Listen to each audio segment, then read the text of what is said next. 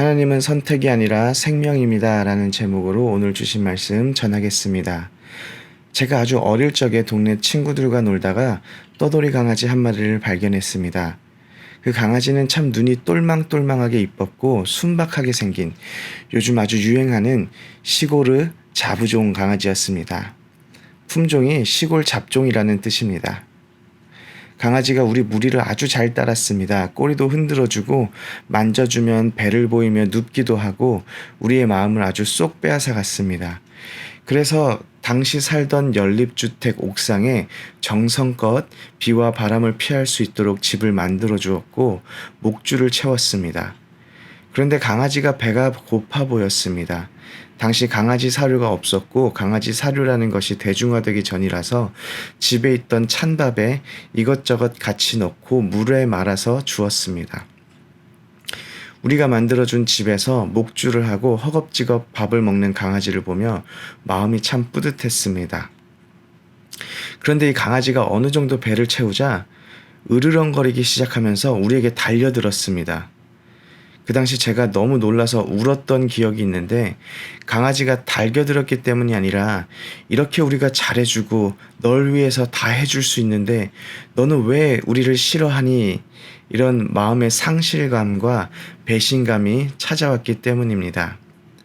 아마 오늘 우리가 읽은 본문에 하나님께서 보여주는 마음이 바로 이런 마음이 아닐까 합니다. 1절에서 3절을 보면 하나님께서 그의 백성인 이스라엘 백성과 관계가 좋았을 때를 회상합니다.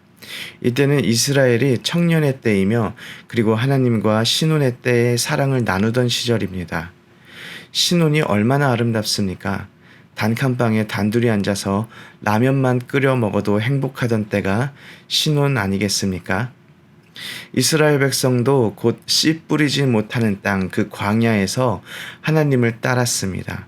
씨 뿌리지 못하는 땅이 어떤 땅입니까? 사람이 살기 어려운 땅입니다. 사람이 살기에 적합하지 않고 정착하지도 못하는 그런 땅에서도 하나님을 신뢰하며 하나님을 따랐습니다. 눈에 볼 때 선한 것이 아무것도 없는 희망도 없어 보이는 그 땅에서도 하나님을 의지하며 하나님을 사랑하며 하나님을 따랐습니다. 그랬던 이스라엘 백성이 더 이상 하나님을 따르지 않게 되었습니다. 5절을 보니 하나님께서 너희 조상들이 내게서 무슨 불의함을 보았기에 나를 멀리하고 헛된 것을 따라 헛되이 행하느냐라고 묻습니다. 내가 너희에게 무슨 의롭지 못한 일을 했느냐는 것입니다. 6절을 이어서 보면 하나님께서 애굽 땅에서 이스라엘 백성들을 건지시고 사람이 살지 않는 사망의 그늘진 땅 광야를 지나게 하였는데 아무도 여호와께서 어디 계시냐 말하지 않았다고 말합니다. 여호와께서 어디 계시냐라는 질문은 아무도 여호와를 회상하지 않고 기억하지 않고 찾지 않았다라는 의미를 가지고 있습니다. 8절을 보면 제사장들이 여호와께서 어디 계시냐 말하지 않습니다.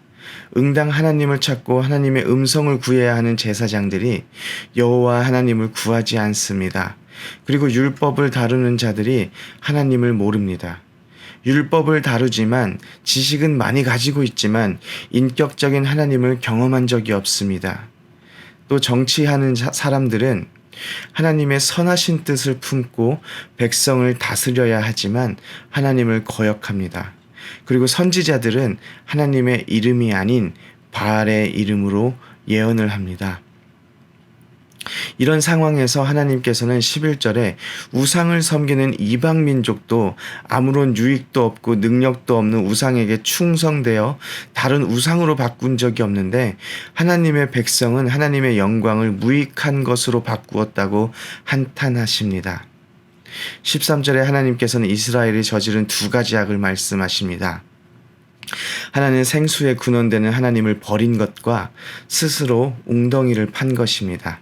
생수, 생명의 근원되는 하나님을 버리고 스스로 물을 모으기 위해서 바알을 향해 눈을 돌린 것을 뜻합니다. 성경을 보면 바알이나 아세라를 섬기는 사람들은 끝까지 바알이나 아세라를 아주 잘 섬기는데 왜 유독 여호와 하나님을 섬기는 하나님의 백성, 유다 백성들은 자꾸 다른 것들로 마음이 향하게 되는 것일까요? 질문을 바꿔보겠습니다.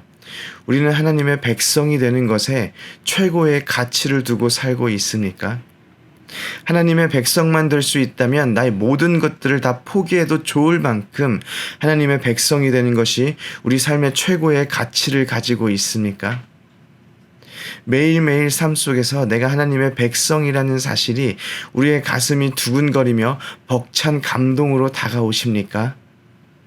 그렇지가 않다면 왜 그럴까요? 하나님의 백성이 되는 것의 진정한 가치를 모르고 살기 때문입니다. 하나님의 백성으로 살아가는 것이 이 땅에서 돈 잘 벌고 농사 지으면 수확을 많이 거두고 좋은 집에서 사는 것, 매일 좋은 일만 생기는 것으로 생각하기 때문에 하나님을 섬기다가도 농사의 신, 풍요의 신 바알과 아세라가 나타나자 바알과 아세라에게 시선이 향하는 것 아니겠습니까? 이 땅에서 하나님의 자녀로 살아가는 것이 하나님께서 축복하여 주셔서 더 좋은 집에서 더 좋은 차 타고 먹고 싶은 거 다 먹고 사고 싶은 거 다 살 수 있게 되는 삶 정도로 생각하고 산다면 세상이 우리에게 풍요를 속삭여 주고 안락한 삶을 속삭여 줄 때 우리의 시선이 하나님을 떠날 수가 있습니다. 하나님의 자녀로 우리가 살아가는 것은 13절에 하나님께서 말씀하신 것처럼 생수의 근원이 되는 하나님과 살아가는 것입니다. 생수의 근원, 즉 생명 되시는 하나님과 함께 살아가는 것입니다. 시편 42편 1절을 보면 모두가 너무나도 잘 아는 말씀입니다. 하나님이여 사슴이 시냇물을 찾기에 갈급함 같이 내 영혼이 주를 찾기에 갈급하니이다.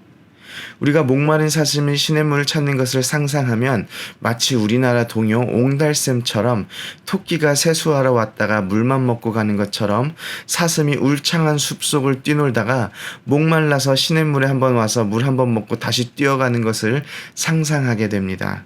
그런데 시편의 화자가 말하는 사슴이 시냇물을 찾는 것은 광야와 같은 건조한 땅, 사막의 그늘진 땅에서 물을 마시지 못하면 곧 생명이 끊어지게 되기 때문에 시냇물을 찾는 것을 말합니다. 하나님은 우리의 생명 되시기 때문입니다. 우리가 하나님의 자녀로 하나님의 백성으로 살아가는 것은 우리가 좋은 집에 살지 못하고 좋은 차를 타지 못하고 먹고 싶은 건 먹지 못한다고 하더라도 심지어 우리의 삶에 어려움이 찾아온다 하더라도 생명 되시는 하나님이 우리와 함께 하시기 때문에 괜찮다는 것입니다. 지금 우리와 함께 하시는 그 하나님이 우리의 영원한 생명 되어 주시기 때문에 지금 어렵고 힘들더라도 괜찮다라는 것입니다. 그렇기 때문에 예레미야는 4장 1절에 여호와께서 이르시되 이스라엘아 내가 돌아오려거든 내게로 돌아오라 라고 우리는 하나님께 돌아가야 한다고 외칩니다. 오렌지 한인교회 성도님들이 하나님의 자녀로 살아가는 것의 의미가 무엇인지 알고 다른 것에 한눈 팔지 않고 하나님 한 분을 향하여 시선이 고정되는 삶을 살아가시기를 이 시간 소원합니다. 아멘.